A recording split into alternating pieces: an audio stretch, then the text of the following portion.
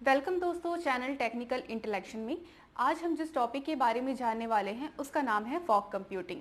दोस्तों fog computing के बारे में हम ज़रूर जानेंगे, लेकिन अगर आपको आईओटी के बारे में नहीं पता तो उसका मैं एक आपको छोटा सा डेफिनेशन दे देती हूँ। लेकिन मेरी आपसे रिक्वेस्ट है कि अगर आप बहुत ही अच्छे से जानना चाहते हैं कि फॉग कंप्यूटिंग क्या है तो इसके लिए आपका जो आईओटी का कॉन्सेप्ट है और आपका जो क्लाउड कंप्यूटिंग है, आपका एज कंप्यूटिंग है, ये क्लियर होना चाहिए। तो अगर आपको ज़्यादा डिटेल चाहिए तो उसका जो लिंक है वीडियो का वो मैंने डिस्क्रिप्शन बॉक्स में डाल दिया है, आप वहाँ से चेक कर सकते हैं।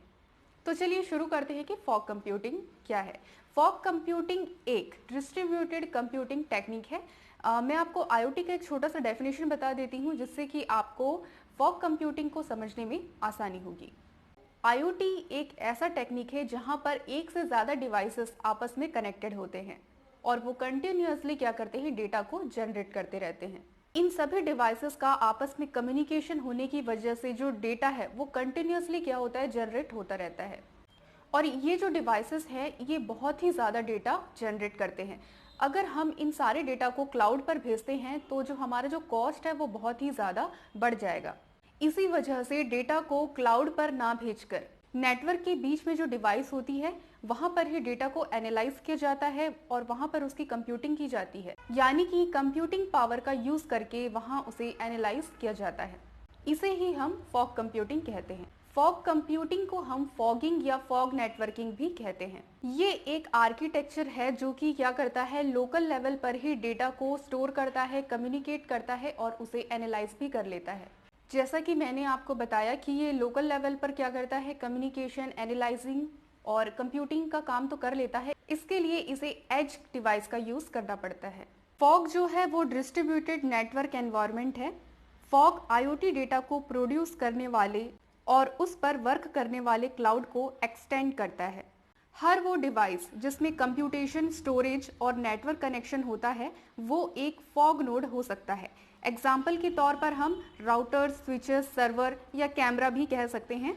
यानी कि वो डिवाइस जो नेटवर्क के बीच में कनेक्ट होती है और वो क्या कर सकती है, डेटा को स्टोर करने के साथ साथ उसे कंप्यूट भी कर सकती है और उसे एनालाइज भी कर सकती है, तो वो सारे फॉग नोड्स कहलाते हैं। चलिए अब जानते हैं कि फॉग कंप्यूटिंग वर्क कैसे करता है। फॉग कंप्यूटिंग अपने नेटवर्क के बीच में फॉग नोड्स को तैनात करके काम करता है और ये नोड्स राउटर, स्विचेस, कैमरा कुछ भी हो सकता है। चलिए अब हम देखते हैं कि फॉग कंप्यूटिंग की हमें ज़रूरत क्यों पड़ी। फॉग कंप्यूटिंग डिवाइस और उनके एनालिटिक्स एंड पॉइंट के बीच नेटवर्क कनेक्शन में लो लेटेंसी क्रिएट करता है और ये आर्किटेक्चर क्लाउड के कंपेयर में नीडेड बैंडविड्थ के अमाउंट को भी कम करता है। बैंडविड्थ क्या होता है ये भी मैं आपको बता देती हूँ। बैंडविड्थ का मतलब होता है कि कितने अमाउंट के डेटा को नेटवर्क पर सेंड किया जा सकता है, ये उसका एक मेजरमेंट है। चलिए अब एडवांटेज देखते हैं कि फॉग कंप्यूटिंग के क्या हैं। फॉग कंप्यूटिंग सेलेक्टेड डेटा को क्लाउड में प्रोसेसिंग के लिए भेजने के बजाय उसे लोकली प्रोसेस करता है, जिससे बैंडविड्थ की बचत होती है और ऑपरेशन का कॉस्ट भी कम हो जाता है। अगला ये है कि इसमें यूजर्स प्राइवेसी भी अच्छी होती है क्योंकि ये यूजर्स के डेटा को लोकली प्रोसेस करता है। अब दोस्तों अगर हम एक नॉर्मल एग्जाम्पल पे देखें तो अगर आप कोई काम कर रहे हैं और आपका वो काम आपके घर पर ही हो रहा है, आपको कहीं जाने की जरूरत नहीं पड़ रही है, तो वो काम आपका आसान होगा, बजाय उसके कि आपको कहीं और जाना पड़ रहा है और उस काम को करना पड़ रहा है। तो यहाँ पर भी सेम कॉन्सेप्ट यूज होता है, यानी कि क्या होता है, जो डिवाइसेस होते हैं वो आपस में कनेक्टेड तो होते ही हैं और वो साथ में इतनी कैपेसिटी रखते हैं कि वो डेटा को स्टोर भी कर सकते हैं, उन्हें कंप्यूट भी कर सकते हैं और उन्हें एनालाइज भी कर सकते हैं। यानी कि काम लोकली हो जा रहा है, उसे कहीं सेंड करने की हमें ज़रूरत नहीं पड़ रही है।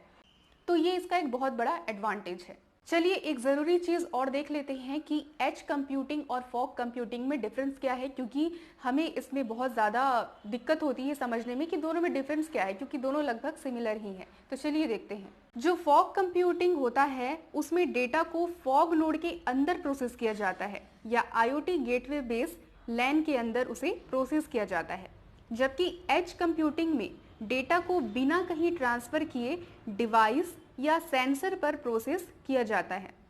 तो दोस्तों ये थे डिफरेंस एज कंप्यूटिंग और फॉग कंप्यूटिंग के।